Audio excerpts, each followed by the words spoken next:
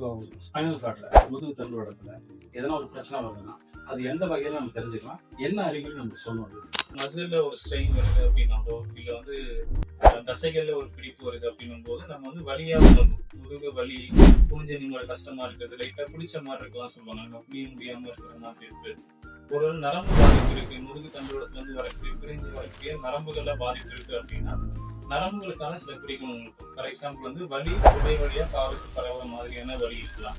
இல்ல நரம்பு பாதிப்புனால வரக்கூடிய இயக்கங்கள் குறையலாம். ஃபார் எக்ஸாம்பிள் கைக்கு அசைக்கிறதுல பாதிப்பு வரலாம். யூரின் மோஷன் கண்ட்ரோல் பண்றதுல சில பிரச்சனை வரும். இது இந்த நரம்புகள் எல்லாமே தண்டுவடத்துல இருந்து பிரிஞ்சுதான் மற்ற இடத்துக்கு போகும். ஸோ அந்த நரம்பு பாதிப்பு வரும்போது அந்த நரம்பு என்ன வேலைகள்லாம் செய்யணும், தசையை சுருங்கி வெளியேறதா இருக்கட்டும், கால் மடக்கி நீட்டுறது, மோஷன் யூரினை கண்ட்ரோல் பண்றது, இந்த மாதிரியான செயல்கள் தான் பொதுவாக பண்ணும். அந்த நரம்பு பாதிப்பு இருக்கும்போது அந்த மாதிரியான குறிக்கணும் இருக்கும். பொதுவாக வலிதான் பிரதான குறிக்கணும்.